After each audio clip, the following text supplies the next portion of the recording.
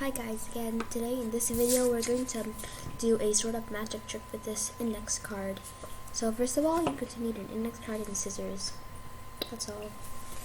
First, make a cut right down the middle of the index card, but don't go all the way. Go like halfway.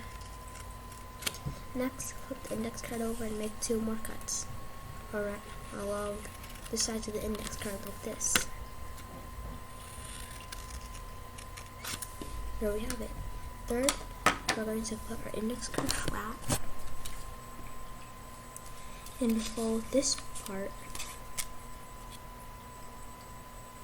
up.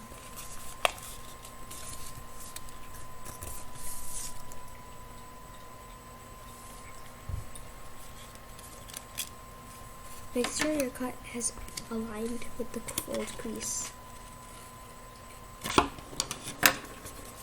Now I'm going to take this and twist it around like this. And there you go. Ta-da! You probably wouldn't get fooled like this, would you?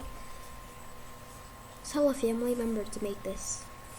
Tell them that they can make cuts and folds but no tape. And comment down below if they could do it. Well, goodbye guys, like and subscribe.